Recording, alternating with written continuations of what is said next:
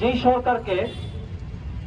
সরকারকে অত্যন্ত রক্তাক্ত একটা জুলাই গণঅভ্যুত্থানের মাধ্যমে বসানো হয়েছিল, সেই সরকার দেশের সংখ্যাগরিষ্ঠ মানুষের প্রতিবাদ এবং সংখ্যাগরিষ্ঠ মানুষের আপত্তিকে সম্পূর্ণ উপেক্ষা করে জাতিসংঘের মানবাধিকার কার্যালয়কে বাংলাদেশে অফিস করার অনুমতি দিয়েছে।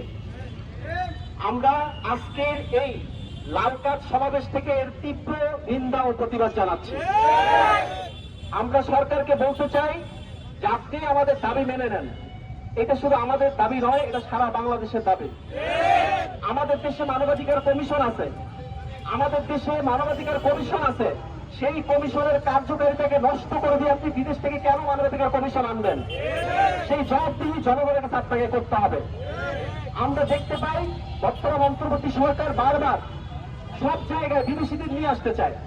আমাদের দেশীয় প্রতিষ্ঠান আছে, যেমন বন্দর বিদেশিদের দিতে চায়, বন্দর আমাদের দেশীয় প্রতিষ্ঠান আছে চালানোর মতো, লাভজনক, সেইটা তারা বিদেশিদের দিতে চায়, পরিণত দিতে চায়, নানান রকম ভাবে বিদেশিদের দিতে চায়।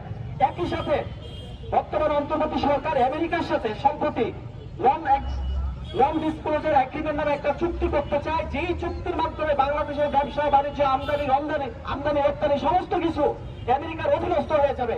এইরকম একটা দেশ বিরোধী, দেশের স্বার্থ বিরোধী চুক্তি করতে যাচ্ছে। আমরা আজকের এই সমাবেশ থেকে এর তীব্র নিন্দার প্রতিবাদ জানাচ্ছি। আমরা সরকারকে বলতে চাই, আপনি দেশ বিরোধী, দেশের জনগণের স্বার্থ বিরোধী, দেশের আপামর জনসাধারণের যে বিশ্বাস, মূল্যবোধ, এই সার্বভৌমত্ব বিরোধী যদি কোনো কিছু করেন, তাহলে ইতিহাস থেকে শিক্ষা গ্রহণ করবেন। মানুষ ইতিহাস থেকে শিক্ষা গ্রহণ করে না। আমাদের জুলাই গণঅভ্যুত্থান হয়েছিল মূলত ফ্যাসিবাদের বিরুদ্ধে এবং বৈদেশিক আগ্রাসন, অর্থাৎ ভারতীয় আধিপত্যবাদের বিরুদ্ধে। ভারতের বিরুদ্ধে শেখ হাসিনার সময় এই টিএসসিতে কথা বলা যাইত না, বারবার হামলা হতো। মুক্তিযুদ্ধ মঞ্চ নামে একটা ভারতীয় মঞ্চ ছিল, সেই মঞ্চ বারবার হামলা করে আমাদের শিক্ষার্থীদেরকে রক্তাক্ত করেছে। এখন দেখা যায় আমেরিকার বিরুদ্ধে নাকি কথা বলা যাবে না।